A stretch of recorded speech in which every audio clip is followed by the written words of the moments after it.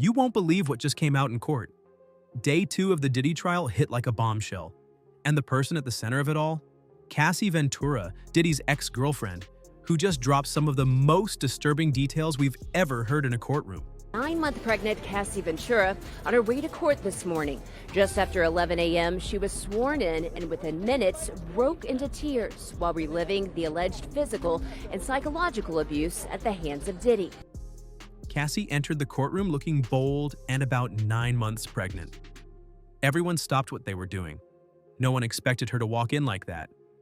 She didn't even look at Diddy, but he couldn't stop staring at her. This was their first face-to-face moment in 6 years. And what followed was Cassie revealing some of the most twisted hotel rituals you've ever heard. Here's the deal. Diddy isn't on trial for just being mean or violent. The charges are serious: sex trafficking, forced labor, and racketeering. The goal? To prove that what happened wasn't just bad behavior, but part of a larger system, an organized pattern that broke the law. Cassie's testimony is key to proving that. Before Cassie took the stand, another man did, Daniel Phillip, a male escort. He told the court he was paid to sleep with Cassie while Diddy watched and filmed it. Diddy's lawyer tried to spin it as consensual. But when asked if Cassie was in control, the escort couldn't say yes. That answer changed everything. Sean Combs is a complicated man, but this is not a complicated case. This case is about love, jealousy, infidelity, and money. This case is about voluntary adult choices made by capable adults and consensual relationships. Cassie began by explaining how she met Diddy when she was just 19. 2 years later, on her 21st birthday, he kissed her in Vegas and invited her to a hotel in Manhattan. That's when, she says, things started to get weird. She said their first time together involved drugs, specifically a pill called Blue Dolphin. And from there, the control began. Cassie told the jury that Diddy wanted total control. What she wore, how her nails looked, even how she smiled. He told her to stay tan, pushed for breast implants, and even criticized her hair for making her look too Mexican. If she didn't meet his standards, she said he hit her in the face, and not just once. Now let's talk about the hotel rituals Cassie called freak-offs. According to her, these were carefully planned and extremely disturbing. And how did you learn what a freak-off was?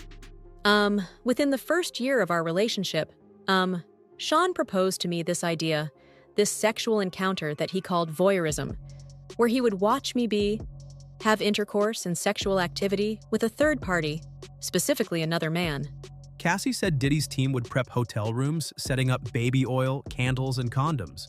Everything had to be just right. She said Diddy only wanted Johnson's brand baby oil and it had to be warmed in sinks. Sometimes they even brought in a kiddie pool. Yes, a plastic pool in the middle of the hotel room, filled with oil and lube. Cassie said she had to climb in fully dressed. Diddy wanted a show. She said they used up to 10 giant bottles of baby oil per session, and sometimes these sessions lasted 3 to 4 days. It would depend on how long they were. They ranged anywhere from 36, 48 to 72 hours.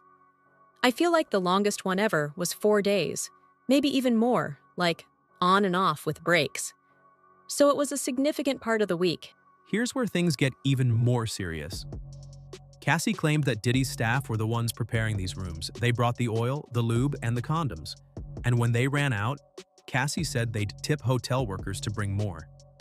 This isn't just gross.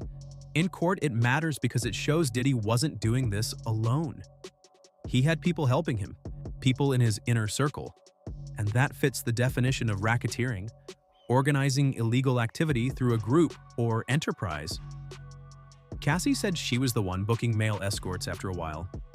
She even used fake names for travel and hotel bookings, names like Jackie Starr and Frank White. I was put on that task to find escorts. And who, if anyone, put you on that task? Sean did. But she said she didn't do it because she wanted to. She said Diddy made her. She also claimed she booked flights for the escorts, often calling them new staff to avoid suspicion. That detail is huge. Why? Because flying escorts across state lines for sexual acts can be charged under something called the Mann Act. That's a federal crime, and it's one of the things Diddy is being accused of. Cassie didn't hold back. She described how Diddy insisted that she and the escorts be shiny with oil the entire time. If she looked dry, everything had to stop so she could reapply. She said Diddy also wanted things like candle wax poured on her. Sometimes the sessions turned even more degrading. She testified that Diddy and sometimes the escorts would urinate on her. Sometimes Sean would have, he would have the escort urinate on me. Sometimes there was so much going on, I don't know how they got soiled the way they did. In one case, she said an escort peed into her mouth and she couldn't stop it. The jury was visibly shaken. One juror kept shaking his head. Another looked completely stunned. Even Diddy's son's mother walked out of the courtroom during this part. Cassie also said that after some sessions, the hotels charged huge fees to clean up. She mentioned the Intercontinental Hotel in New York, saying they were charged for redecorating after one of the freak-offs. She said the rooms would smell like sweat, body odor, candle wax, even urine and blood. And yes, she said she was expected to join even while on her period. You described wax and oil damage. What else, if anything, was soiling the linens? Sometimes blood, urine. So starting with blood, how would blood get on the linens at freak-offs? I was expected to have freak-offs on my period. Cassie also talked about how Diddy tracked everything she did. He took her phone, her laptop, and her car keys. He controlled her money and her career. She said she wrote hundreds of songs, but only one album came out. Ultimately, at that point, Sean controlled a lot of my life. Whether it was career, the way I dressed, like everything. And I just didn't feel like I had much say in it at that time, being like, really super young, naive, total people pleaser, yeah.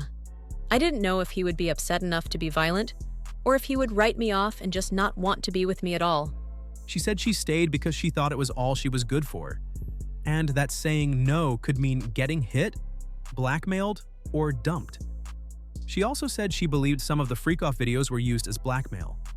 She was scared they could be leaked anytime. Cassie named names of Diddy's staff. People like Christina Carorum, Neil Dominique, David James, and his security team, Bones, Uncle Paulie, Drock, and Malik. She said they helped plan and carry out the freak-offs. That matters in court because RICO charges need proof that more than one person was involved in a criminal enterprise.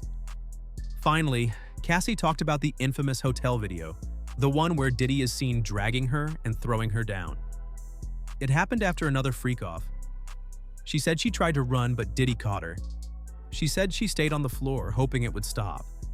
When asked how many times this happened, she said, "Too many to count."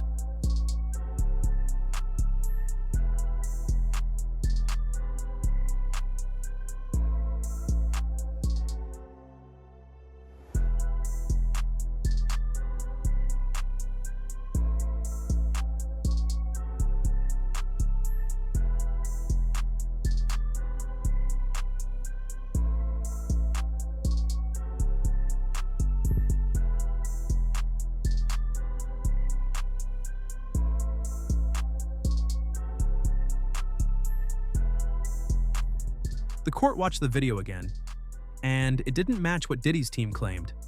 They said he was just grabbing his phone.